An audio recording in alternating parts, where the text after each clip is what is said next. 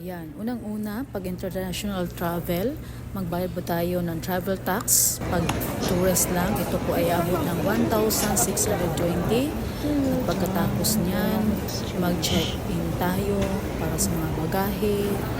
And then, pagkatapos maka-check-in, may boarding pass ka na, pupunta ka sa currency exchange para pang emergency, may pampalit ka. Kami po ay for China, so papalit kami ng pera worth 30,000 to Chinese RMB.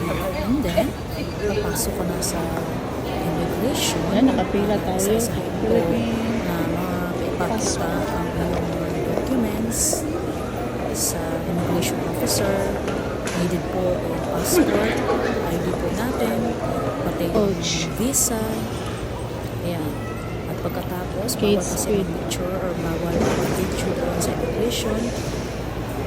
Kami ay nakapasa, naging okay. And then ngayon, papunta na kami sa terminal destination, gate number 1. Wow. Ito po mga madalihanan na mga branded mga gamit, branded Chanel. tindahan.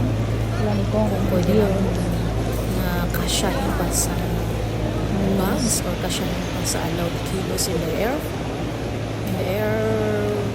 or any airplane, but hindi pwede kasi may iba pang pupuntahan na destination at bawal. Kami ay allowed lang ng 7 kilograms. Kaya ngayon, kami muna ay kakain kasi malayo pa yung boarding time namin. Maglibot-libot muna kami dito sa area at kakain muna ng lunch. And then after kakain ng lunch, kami po ay papunta na sa gate number assigned for boarding. Ayan po, pag first time travel po kayo, needed po yan lahat.